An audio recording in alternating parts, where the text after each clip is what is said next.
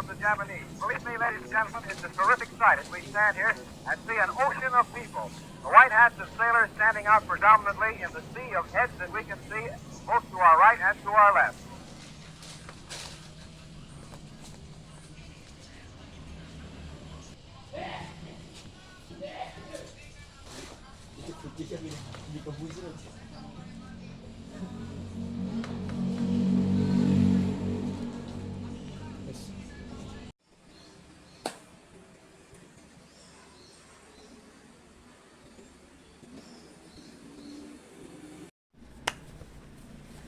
Gimana nih?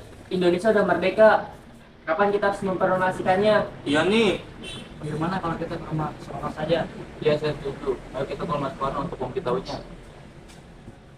Assalamualaikum saudara-saudaraku. Waalaikumsalam. Warahmatullahi wabarakatuh. Saya mendengar di radio bahwa Jepang sudah mengakui kekalahan. Ini peluang kita untuk segera memproklamasikan kemerdekaan bangsa Indonesia ini. Gimana, setuju? Setuju. Ya betul. Proklamasi dilaksanakan tanpa adanya campur tangan Jepang. Proklamasi kemerdekaan Indonesia harus dilakukan atas keinginan rakyat, bukan usul dari keinginan Jepang.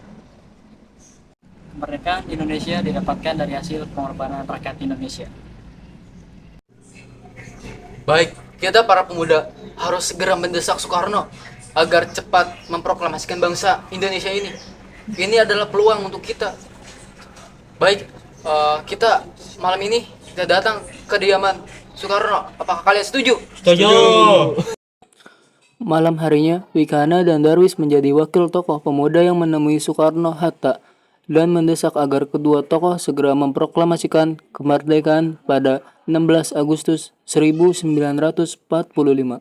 Pada saat itu, tanggapan Bung Karno adalah menolak permintaan golongan muda untuk segera memproklamasikan kemerdekaan setelah mendengar berita kekalahan Jepang atas sekutu dalam Perang Dunia Kedua.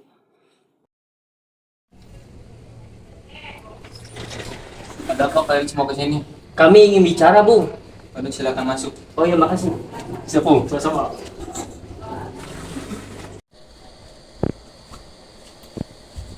Ayo silakan dulu.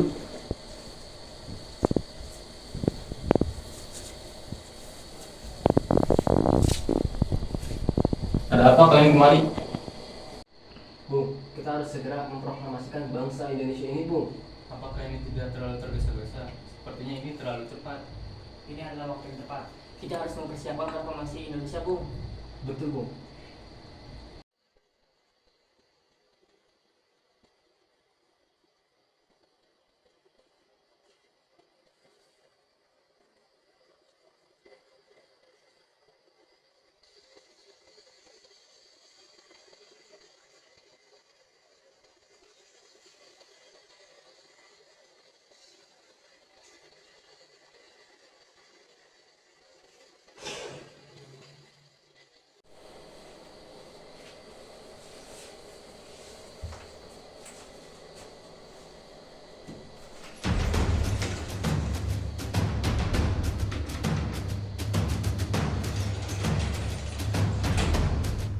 Tepat pada tanggal 16 Agustus 1945 pukul 12 malam, mereka kemudian mengadakan rapat yang dipimpin oleh Soekarni dengan pemuda yang hadir antara lain Khairul Saleh, Johan Nur, Kusnandar, Subadio, Subianto, Margono, Ikana Armansyah, Yusuf Punto, Dr. Muwardi, dan Sodanko Singgi. Berdasarkan pada permintaan yang berujung perdebatan, akhirnya dalam rapat tersebut mereka memutuskan untuk menyingkirkan atau menyulik Soekarno dan Hatta keluar kota. Salah satu tujuan untuk menjauhkan mereka dari segala pengaruh Jepang ke Rengas Dengklok di Karawang, Jawa Barat.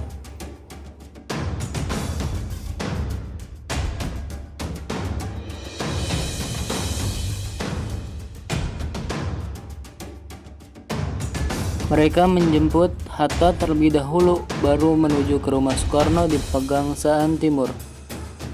Pada 16 Agustus 1945, sekembalinya dari Rengas Dengklok, Bung Karno dan Bung Hatta pun segera merumuskan naskah proklamasi kemerdekaan Indonesia di rumah Laksana Maeda. Teks proklamasi dirumuskan di rumah Laksamana Tadashi Maeda di Jalan Meiji Dore, sekarang dikenal dengan nama Jalan Imam Bonjol nomor 1, Jakarta Pusat.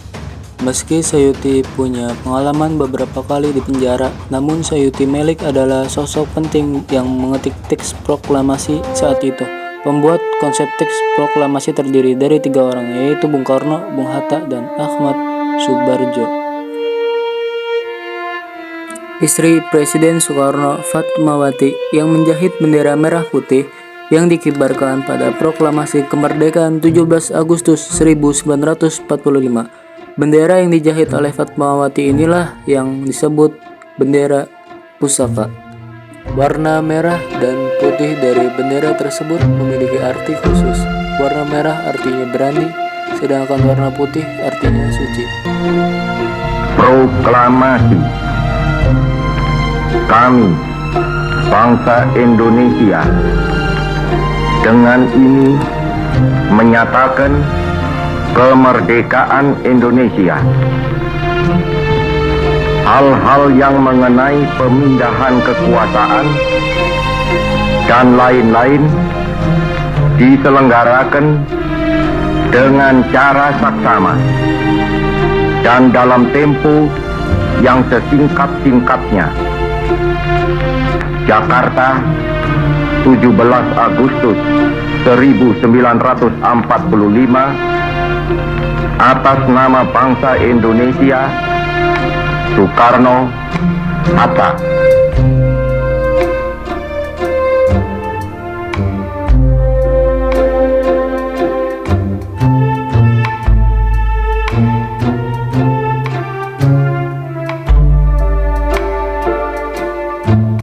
Setelah proklamasi untuk pertama kalinya secara resmi didengarkan, bendera kebangsaan merah putih dikibarkan oleh 2 orang muda-mudi yang dipimpin oleh Latif Hedraningrat